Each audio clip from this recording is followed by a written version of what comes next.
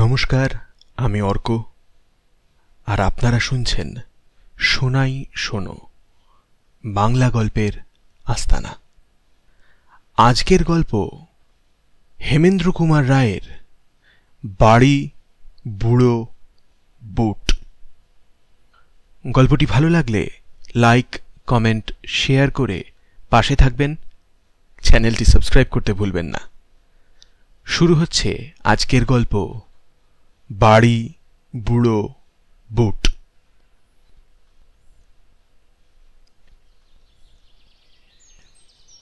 বাড়িখানি ভারী ভালো লাগলো। চারিধারে বাগান, যদিও ফুল গাছের চেয়ে বড় বড় গাছই বেশি। টেনিস খেলার জমি, মাঝে মাঝে শ্বেতপাথরের বেদি, একটি ছোট বাহারি ফোয়ারা, এখানে ওখানে লাল কাঁকড় বিছানো পথ। দোতলা বাড়ি, একেবারে হাল ফ্যাশনের না হলেও সেকেলে নয়। বাড়ির জানলায় বা দেয়ালে প্রাচীনতার কোনো চিহ্নই নেই। কোথাও ফাট ধরেনি, কোথাও অসৎ বট এসে জোর করে জুড়ে বসেনি। কিন্তু তবু মনে হলো বাড়িখানি যেন রহস্যময়। ভাবলুম, বাড়ির মাথা ছাড়িয়ে উঠে মস্ত মস্ত গাছগুলো নিজেদের জন্য একটি ছায়ার জগৎ সৃষ্টি করেছে বলেই হয়তো এখানে এমন রহস্যের আবহ গড়ে উঠেছে। আমার পক্ষে এও এক আকর্ষণ। আমি রহস্য ভালোবাসি। রহস্যের মধ্যে থাকে রোম্যান্সের গন্ধ। সাঁওতাল পরগনার একটি জায়গা, স্ত্রী এবং ছেলে মেয়েদের বায়ু পরিবর্তনের দরকার। ডাক্তারের মতে এই জায়গাটা নাকি অত্যন্ত স্বাস্থ্যকর। বন্ধু প্রকাশের সঙ্গে এখানে এসেছি মনের মতন একটি বাড়ি খুঁজে নিতে। আজকে ট্রেনেই কলকাতা ফিরব। খানিক ডাকাডাকির পর বাগানের ভিতর থেকে একটি লোক বেরিয়ে এলো। তার চেহারা না মালি, না দারোবান, না ভদ্র বা ইতর লোকের মতো। তার বয়স ৮০ও হতে পারে, ১০০ও হতে পারে। তার মাথায় ধবধবে সাদা এলোমেলো লম্বা লম্বা চুল। তার কোমর এমন ভাঙা যে হাড় জিরজিরে দেহের উপর অংশ একেবারে দুমড়ে পড়েছে। কিন্তু হাতের লাঠি ঠকঠকিয়ে সে এত তাড়াতাড়ি এগিয়ে এলো যে তার অসম্ভব ক্ষিপ্রতা দেখে বিস্মিত হলুম। সে জিজ্ঞাসা করলে, আপনারা কি চান? বাড়ির ফটকের উপর লেখা রয়েছে টু লেট। আমরা এই বাড়িখানা ভাড়া নিতে চাই। লোকটা হঠাৎ মুখ তুলে তাকালো। সে এতক্ষণ মাথা হেঁট করেছিল বলে তার চোখ দেখতে পাইনি, এখনো দেখতে পেলুম না। কারণ তার চোখ দুটো এমনি অস্বাভাবিকভাবে কোটরগত যে প্রথম দৃষ্টিতে তাদের আবিষ্কার করাই যায় না। মনে হয় লোকটা বুঝিও অন্ধ। কিন্তু তারপর লক্ষ্য করে দেখলুম দুই কোটরের ভিতর দিকে কি যেন চকচক করছে। দুই অন্ধকার গর্তের মধ্যে যেন দুই দীপশিখার ইঙ্গিত।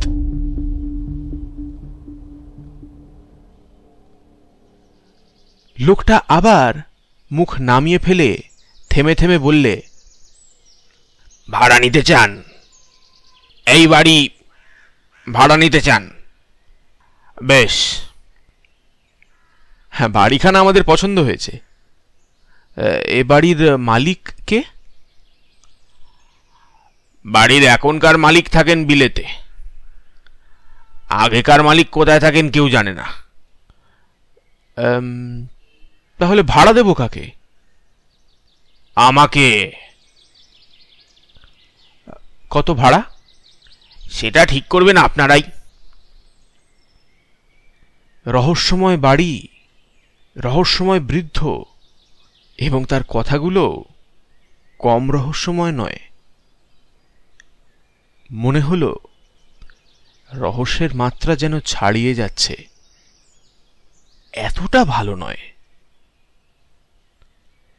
কি বলবো ভাবছি, হঠাৎ গায়ে পড়ল এক ফোঁটা জল। চমকে মুখ তুলে দেখি ইতিমধ্যে আমাদের অজান্তেই আকাশে হয়েছে মেঘের সঞ্চার। বুড়ো বললে, বৃষ্টি আসছে, আপনারা একটু ভিতরে গিয়ে দাঁড়াবেন, চলুন। বুড়োর পিছনে পিছনে বাড়ির নিচের তলার বারান্দার তলায় গিয়ে দাঁড়ালুম। ঝমঝম করে বৃষ্টি নামল। প্রকাশ আমার দিকে ফিরে বললে, বৃষ্টিতে এখানে চুপচাপ দাঁড়িয়ে থেকে লাভ নেই, চলো আগে বাড়ির উপরকার ঘরগুলো একবার দেখে আসি। বুড়োর দিকে ফিরে দেখি সে ঊর্ধ্বমুখে আকাশের দিকে তাকিয়ে আছে। আমি তাকে ডাকলুম, সে যেন শুনতেই পেলে না। খানিক পরে হঠাৎ বললে, ঘড়িতে কটা বেজেছে? হাত ঘড়ির দিকে দৃষ্টিপাত করে বললুম, এখন 5:30। বুড়ো যেন শীতার্ত কণ্ঠে কাঁপতে কাঁপতে বললে, আকাশে মেঘ আরো জমে উঠছে, অন্ধকারে সন্ধ্যা নামবে তাড়াতাড়ি, এ বৃষ্টি সন্ধ্যার পরেও পড়বে। না পড়তেও পারে। না না, এ বৃষ্টি এখন থামবে না, হয়তো আজ সারা রাত ধরেই পড়বে, ওই মেঘ দেখেই বুঝতে পারি। প্রকাশ বললে, কি সর্বনাশ, তাহলে আমরা স্টেশন যাবো কি করে? আজই তো আমাদের কলকাতা ফেরবার কথা। বুড়ো ঘাড় নাড়তে নাড়তে বললে, এ বৃষ্টি আজ আর থামবে না, পাহাড়ে নদী ফুলে উঠবে, মাঠ ভেসে যাবে, পথ ডুবে যাবে, পালাতে চান তো এখনই পালান, সন্ধ্যার পর রাত আসবে, ঝড় উঠবে, বন কাঁদবে, এ বৃষ্টি আজ আর থামবে না, এখনো সময় আছে, এখনো পালিয়ে যান। বুড়োর কথাবার্তার ধরন দেখে রাগ হলো। বিরক্ত কণ্ঠে বললুম, এই ঠাট্টা রাখো, শোনো, এ বাড়ি আমি আজ থেকেই ভাড়া নিচ্ছি, বৃষ্টি না থামে আজ আমরা এখানেই রাত কাটাবো, কত টাকা দিতে হবে বলো? বুড়ো আবার মুখ তুললে। আবার দেখলুম তার চক্ষু কোটরগত 2 দীপশিখার ঝিলিক।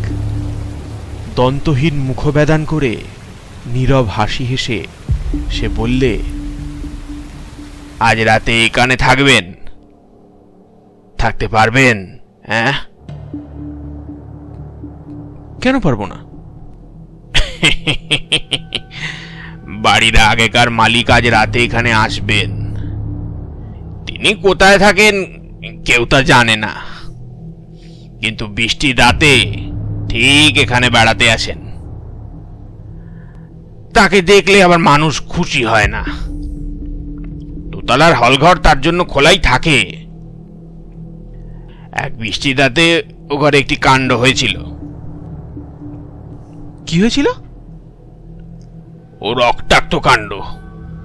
সন্ধ্যার পর মালিক ফিরে এলেন, তখন ও ঝুপঝুপ করে বৃষ্টি পড়ছে, হাতে তার বন্দুক, পরনে তার শিকারের পোশাক। না না না না, সেসব কথা আপনাদের আর শুনে কাজ নেই। কিন্তু সেই দিন থেকে এ বাড়ি খালি, এ বাড়ি কেউ ভাড়া নিতে চায় না। আমি হো হো করে হেসে উঠে বললুম, তুমি কি আমাদের ছেলে মানুষ পেয়েছো যা তা বলে ভয় দেখাতে চাও? বেশ বেশ বেশ বেশ, তবে তোমরা থাকো, তোমরা থাকো, আমি চললুম, কিন্তু সাবধান সাবধান সাবধান। বলতে বলতে বুড়ো লাঠি ঠকঠকিয়ে অত্যন্ত ক্ষিপ্র পদে আবার বাগানে নেমে অদৃশ্য হয়ে গেল। প্রকাশ বললে, পাগল। আমি বললুম, পাগল নয়, পাজি। বুড়োর হয়তো ইচ্ছে নয় আর কেউ এই বাড়ি ভাড়া নেয়, সে একলাই এখানে রাজত্ব করতে চায়। কিন্তু বাইরে যখন ভাড়াপত্র টাঙানো আছে তখন আমাদের ভাবনা কি? চলো একবার দোতলার ঘরগুলো দেখে আসি।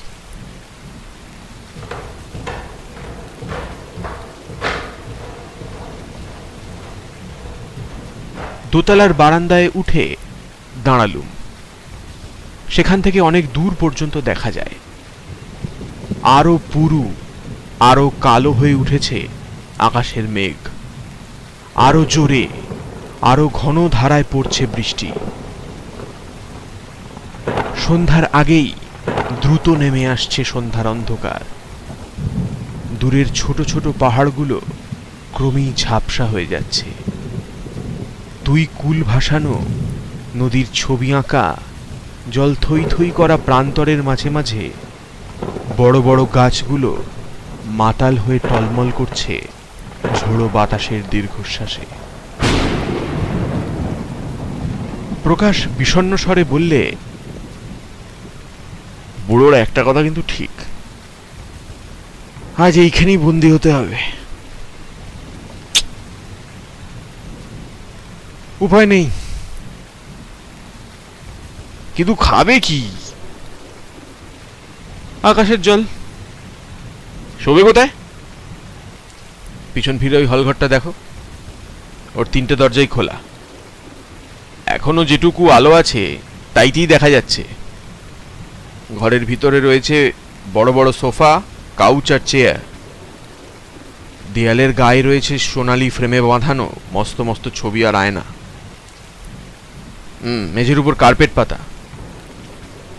আশ্চর্য এই, এমন সাজানো বাড়ি খালি পড়ে আছে। প্রকাশ সন্দেহ ভরা কণ্ঠে বললে, তবে কি বুড়োর কথা মিথ্যে নয়? এখানা কি ভূতের বাড়ি? হ্যাঁ, খেপেছ? তা মানলে বলতে হয় এ বাড়ির আসল ভূত হচ্ছে ওই বুড়োই। বিচিত্র কি, বুড়োর মতো চেহারা আমি কোন মানুষেরই দেখিনি। আচম্বিতে কানে এলো অপূর্ব এক সঙ্গীত। হারমোনিয়াম বাজিয়ে গান গাইছে যেন কোনো মেয়ে, রবীন্দ্রনাথের গান। গায়িকার গলা চমৎকার। সবিস্ময়ে দুজনে স্তব্ধ হয়ে দাঁড়িয়ে খানিকক্ষণ ধরে সেই গান শুনলুম। আকাশে বেড়ে উঠল বিদ্যুতের জীবন্ত অগ্নিচিত্র ও উন্মত্ত বজ্রের চিৎকার। ঘরে বাইরে কোথাও আর চোখ চলে না। আমি বললুম, এই গান আসছে কোথা থেকে? প্রকাশ বললে, ওই হলঘরের ভিতর থেকে। বিদেশে আসছি বলে সঙ্গে টর্চ আনতে ভুলিনি। টর্চটা জেলে দুজনেই হলঘরের ভিতরে ঢুকলুম। সব আসন খালি। ঘরের ভিতরে একটি অর্গ্যান রয়েছে, তার সামনেও কেউ নেই। প্রকাশ তবু জোর করেই বললে, যে গাইছে সে এই ঘরেই আছে। আমি বললুম, অসম্ভব, অন্য কোনো ঘরে কেউ গান গাইছে। প্রকাশ অস্বস্তি ভরা স্বরে বললে, না না না, গান হচ্ছে এইখানেই, এইখানেই। যে গাইছে তাকে দেখতে পাচ্ছি না বটে, কিন্তু আমি তার উপস্থিতি অনুভব করতে পারছি।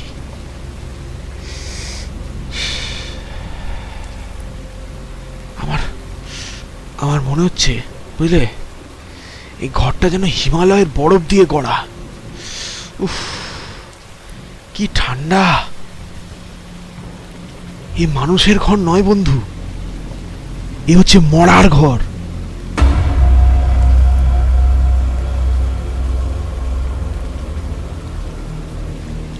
আমরা তাড়াতাড়ি আবার বাইরে গিয়ে দাঁড়ালুম। না, প্রকাশের কথা মিথ্যা নয়। ঘরের চেয়ে বাহিরটা বেশ গরম, অথচ ঝোড়ো হাওয়ার তোড়ে সেখানে এসে পড়ছিল শীতল বৃষ্টিধারা। অবাক হয়ে এর কারণ বোঝবার চেষ্টা করছি, এমন সময় কানে এলো আরেকটা নতুন শব্দ।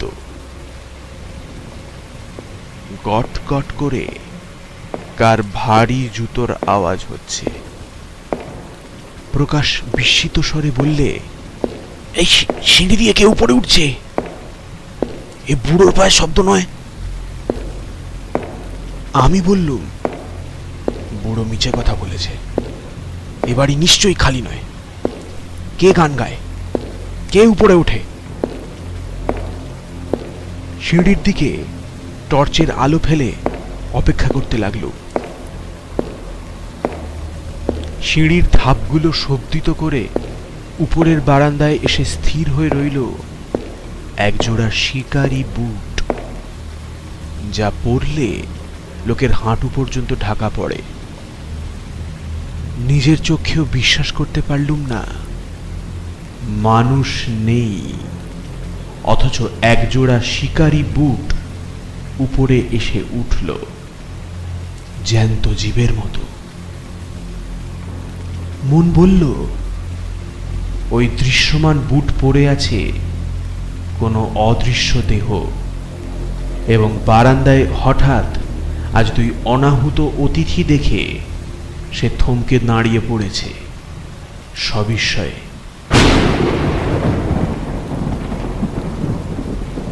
প্রকাশ অস্ফুট স্বরে বললে, শিকারি বুট। বুড়ো বলেছিল বৃষ্টির রাতে বাড়ির মালিক এসেছিল শিকারির পোশাক পরে। আমি উত্তর দেবার আগেই বুট জুতো জোড়া যেন কোনো বেজায় ভারী দেহের চাপ নিয়ে আবার গট গট শব্দে মাটি কাঁপিয়ে অগ্রসর হতে লাগলো আমাদের দিকেই। আমরা মহা আতঙ্কে পিছু হটতে লাগলুম পায়ে পায়ে। আমাদের দৃষ্টি স্তম্ভিত, হৃৎপিণ্ড করছে ধড়ফড় ধড়ফড়। হল ঘরের তৃতীয় দরজার কাছে এসে বুট জুতো জোড়া আবার থেমে পড়ল ক্ষণিকের জন্যে, কিন্তু তারপরই সবেগে প্রবেশ করল ঘরের ভিতরে। গানের স্বর থেমে গেল। সঙ্গে সঙ্গে শুনলুম বন্দুকের শব্দ ও তীব্র এক আর্তনাদ।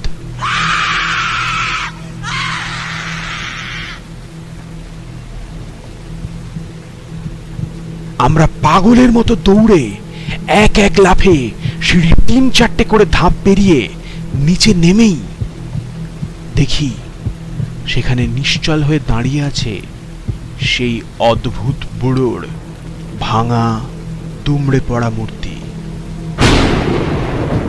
সে একবার মুখ তুলে আমাদের পানে তাকালে টর্চের আলোতে তার চক্ষু কোটরের খুব ভিতরে জ্বলে উঠল দুটো আগুনের কণা। খিলখিল করে হেসে বুড়ো ক্ষণক্ষণে গলায় বলে উঠল, মালিকের সঙ্গে দেখা হলো? মালিক কি বললে? হ্যাঁ, বাড়ি ভাড়া নেবে নাকি? হ্যাঁ, নেবে বাড়ি ভাড়া?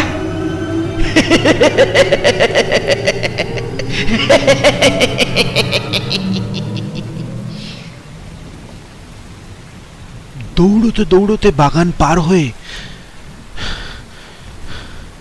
যখন বাইরে এসে পড়লাম, তখনও সেই ভয়াবহ বুড়োর অপার্থিব হাসির শব্দ থামেনি।